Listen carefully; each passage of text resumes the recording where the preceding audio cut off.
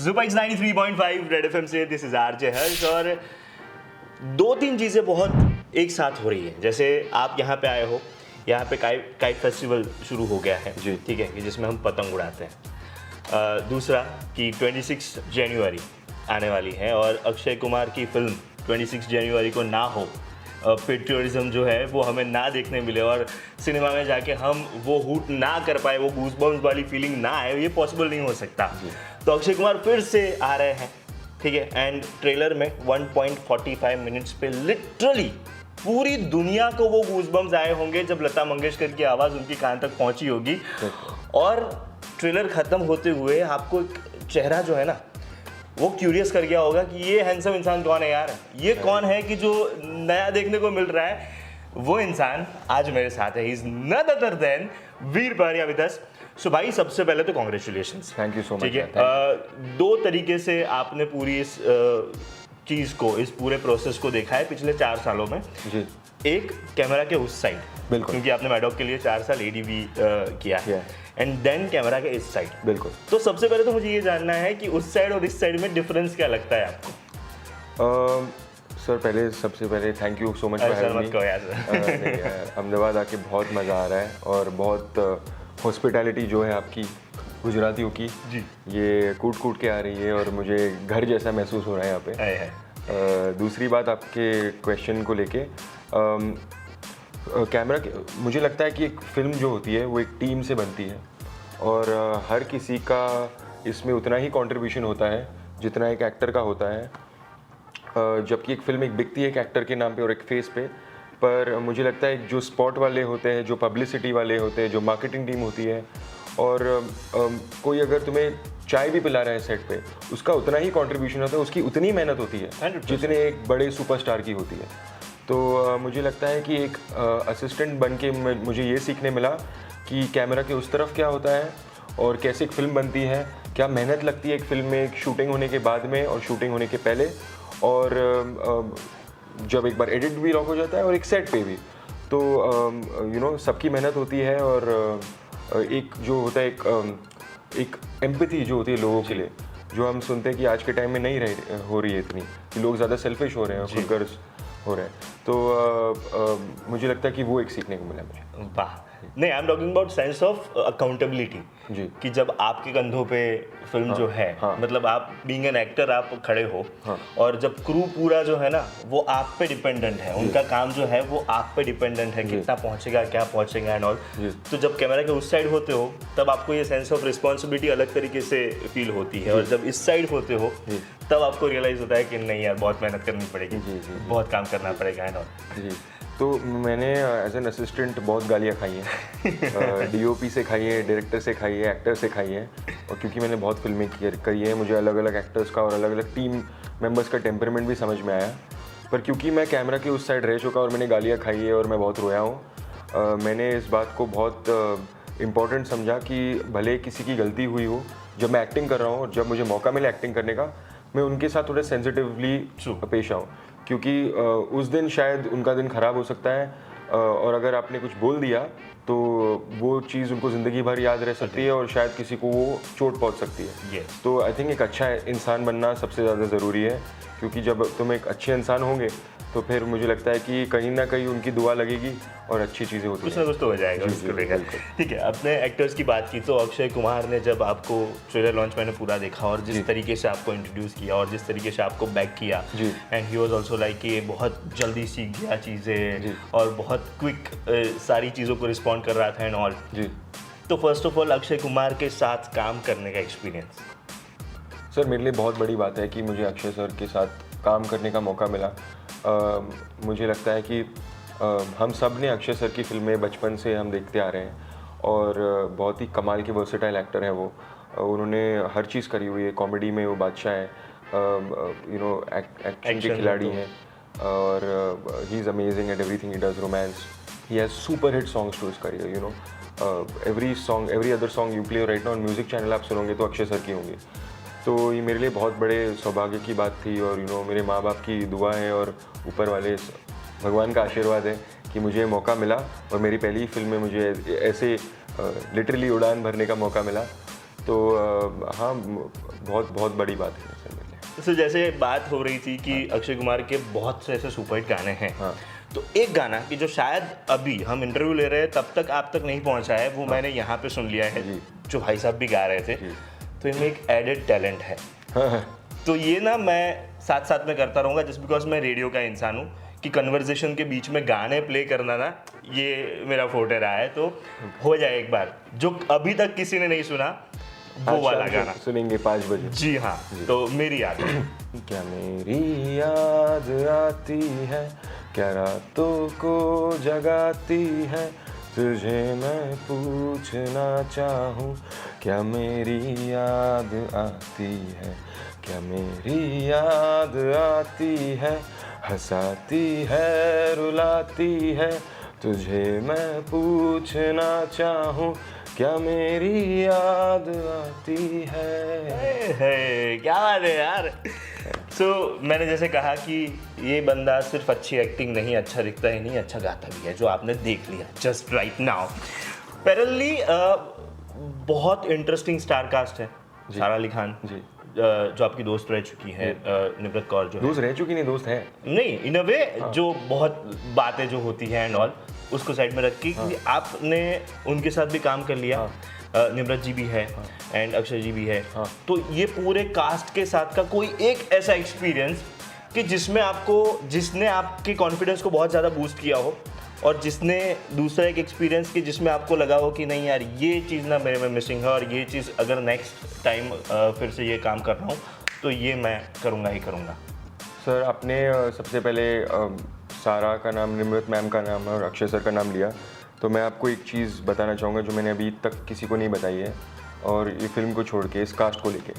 तो करीब 2015 की बात है ये, और जनवरी का टाइम था, तो 10 साल पहले, सॉरी 2016 की बात है ये। और हम लोग JW मैरिट में थे, और JW मैरिट में सारा और मैं लंच कर रहे थे, और वहाँ पे कोई पुलिस वाले थे, वो आए, और मैंने उनसे पूछा कुछ हुआ है क्या यहाँ पे? उन्होंने नहीं, हम किसी के पर्सनल प्रोटेक्शन के लिए आए हैं। तो मैंने बोला किसके? तो उन्होंने बोला अक्षय कुमार सर के। ओके। तो आप बिलीव नहीं करोगे सर, ये कैसे हुआ है और कैसे एक मैनिफेस्टेशन हुआ है। सर्कल बैंक्वेट हॉल में एयरलिफ्ट की प्रमोशन चल रही। ओके, और मैंने उनसे कहा कि प्लीज़ मैं मिल सकता हूँ अक्षय सर को। तो मुझे मौका नहीं मिला, मतलब मैंने दूर से उनको देखा था और शायद ही कुछ बात हुई थी, पर मेरी एग्जैक्ट इंट्रोडक्शन नहीं हुआ था। बट एज अ फ़ैन मैं उनको मिला, और अक्षय सर, निम्रत मैम, सारा और मैं उनसे मिले, और अक्षय सर ने मुझे कहा था कि तुम जिम करने आए हो? मैंने बोला नहीं सर, यहाँ लंच करने आया था। तो उन्होंने मेरी ट्रैक पैंट देखी और बोला nice tracks, I think it will look better if you put one up. तो उनसे मैंने वो करवाया, और आप देखिए सर, क्या इत्तेफाक की बात है कि आज यही कास्ट मेरी पहली फिल्म में है। अब ये क्या है sir? What you seek is seeking you. हाँ, आई मीन राइट।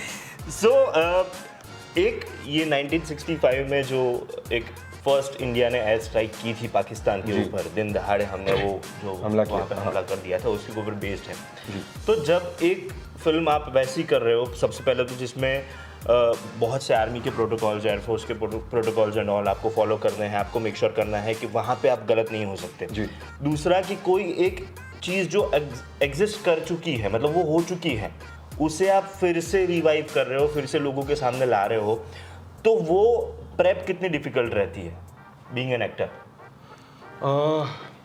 सर सबसे पहले तो ये क्योंकि मेरी पहली फिल्म है, और मुझे लगता है कि मैं एक बहुत भूखा एक्टर हूँ, मुझे अपना 110% देना है हर चीज़ में। तो और क्योंकि अक्षय सर थे और सारा थी और निम्रत मैम थे, तो प्रेशर और डबल था, क्योंकि उनके पास इतना एक्सपीरियंस है, और मैंने इस चीज़ को कभी लाइटली नहीं लिया।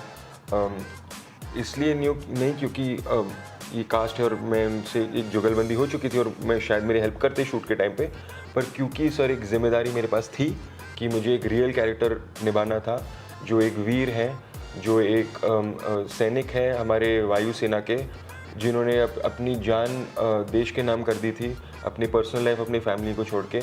तो एक रियल कैरेक्टर को पोर्ट्रे करना, एक किरदार को निभाना, वही एक बड़ी जिम्मेदारी है। और मुझे लगता है कि मुझे हमेशा लगता था कि अगर मैं सही तरीके से कर दूं, तो इस कैरेक्टर को देख के बहुत से देश के युवा प्रेरित होंगे, और फोर्सेस ज्वाइन करेंगे और देश के नाम अपनी जान करेंगे। तो ये एक बात बहुत इंपॉर्टेंट थी मेरे लिए कि ये कहीं 19-20 नहीं हो सकता, इसे परफेक्ट करना है कि 10-20 साल 50 साल बाद भी ये आने वाले टाइम की बॉर्डर हो जाए। बहुत बड़ी बात कह दी मैंने, बट उम्मीद यही थी और प्रेयर्स यही थी मेरी कि ये हो जाए। सो दूसरा कि मैडोक के साथ ना अक्षय सर ने सिर्फ एक फिल्म की है, वो भी ऐसे कहना चाहोगे? नहीं भाई, इसी तरीके से वो 0.25% फिल्म में थे देखने जाओ तो। उन्होंने उसमें भी कहा है प्रेस कॉन्फ्रेंस में कि सवा फिल्म हो गई मेरी तेरे साथ, ठीक है। तो आपने 4 साल मैडोक के साथ काम किया। Maddock was also waiting to get Akshay Kumar on board, और आप भी जब आए तभी उसी फिल्म में अक्षय कुमार जो है वो मैडोक के साथ जुड़ रहे हैं। एंड पैरेलली जो डायरेक्टर है वो भी आपके साथ क्रिएटिव प्रोड्यूसर से, ठीक है। तो ये वो वाली बात हो गई ना कि बचपन में हम एक बेंच पे बैठ के दोनों दोस्त मिलके सोचते हैं कि साथ में होके बड़ा बिजनेस करेंगे। तो वैसे ही आपने भी सोचा होगा कि यार अपन साथ में फिल्म करेंगे, तू डायरेक्ट करना, मैं एक्टिंग करूंगा, ऐसा कुछ था? नहीं सर, ऐसा एक्चुअली क्या हुआ था कि मैं भेड़िया पे असिस्ट करता था, और भेड़िया के डायरेक्टर अमर कौशिक सर थे। उन्होंने ऑलरेडी ब्लॉकबस्टर फिल्में दी थी, जैसे स्त्री हो गई जो आइकॉनिक फिल्म है हमारे पॉप कल्चर में, और एक बाला जो भी सुपरहिट हुई थी आयुष्मान खुराना। तो उसके बाद मैंने उनको अपने प्लेग्राउंड में देखा है कि वो कैसे खेलते हैं। इनफैक्ट वो डायरेक्टर ऐसे हैं कि वो एक्टर को बोलते चलो खेलते हैं, उनका स्टाइल ही वो है।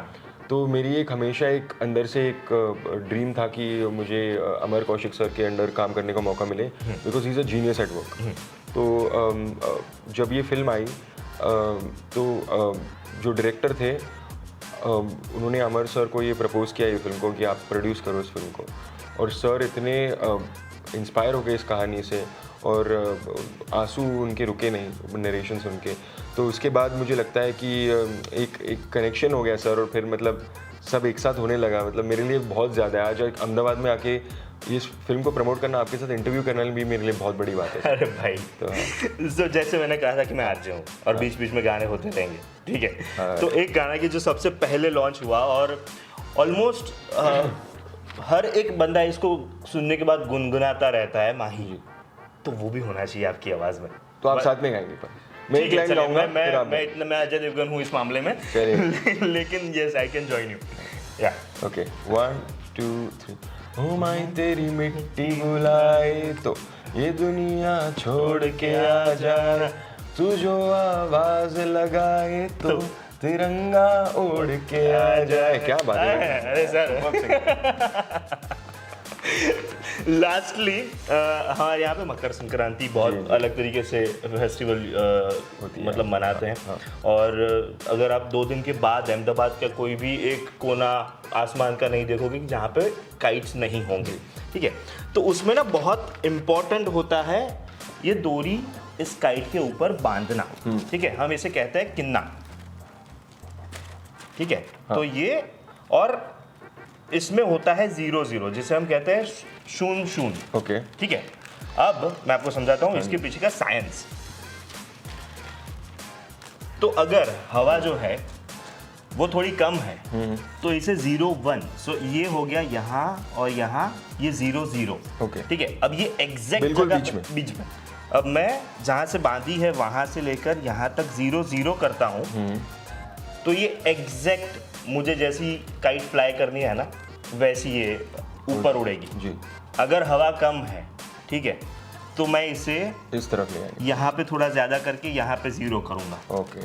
तो इस हिसाब से ये साइंस चलता है। बिल्कुल, जैसे फिल्म भी है, ठीक है, ये भी सब 0-0 होना चाहिए, डॉट डॉट होना चाहिए, तब जाकर हर एक मार्क में टिक मार्क होता है, तब जाकर वो फ्लाई करती है, ठीक है। सेम साइंस जो है वो प्लेन में भी है जी, कि वहाँ पे भी सारी चीज़ें अगर टिक मार्क के साथ होती है तो ही वो आसमान में उस तरीके से उड़ता है।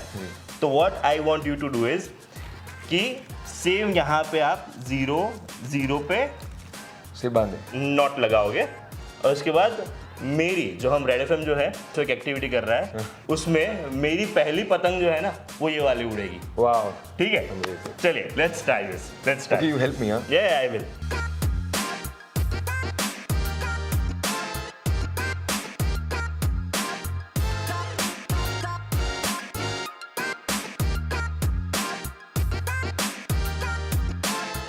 सो ये हो गया है, ये है हमारी स्काई फोर्स पतंग। यस, ये स्काई फोर्स पतंग, और इसका हम डड्डा चढ़ेंगे, इसके कहते हैं डड्डा। डड्डा। तो ये कैसे होगा सर?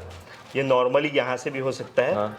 और ये ऐसे भी हो सकता है। अच्छा। ये इसलिए है सो दैट कि वो उल्टी कभी भी ना हो, ठीक है? ये फ्रंट साइड हो। ये फ्रंट साइड है, तो यहाँ से बांध के हम ये उड़ाते हैं। फैंटास्टिक, वेल डन, वेल या डन। सो मैं इनको सिखा दूंगा कि ये कैसे हो रहा है। शायद टाइम मिला तो इनको फ्लाई करना भी सिखा दूंगा। इन्होंने प्लेन तो फ्लाई कर दिया है, अब पतंग उड़ाएंगे। लेकिन एक प्लेन जो है, एक नहीं बहुत सारे प्लेन उड़ने वाले हैं। बहुत। कब उड़ने वाले हैं सर? 24 जनवरी 2025। 24 जनवरी 2025 को आपके नज़दीकी सिनेमाघरों के अंदर ये भाई साहब जो है, ये अक्षय कुमार जो है, ये दोनों 1965 में जो हुआ था वो फिर से आपको दिखाने वाले हैं। तो प्लीज़ जाइए, क्योंकि जब लता मंगेशकर की आवाज़ 145 सेकंड पे ट्रेलर पे सुनोगे ना, तो आप अपने आप को रोक नहीं पाओगे। और उसके बाद अक्षय कुमार है, वीर है, सारा अली खान है, निम्रत कौर है, तो फिर और क्या चाहिए आपको? बिल्कुल बिल्कुल। Please go and watch this film in cinemas near you and celebrate patriotism. Thank you so much. Dubai 93.5 Red FM से this is RJ Harsh. बजाते रहो। 93.5 Red FM 9 3.5 बजाते रहो।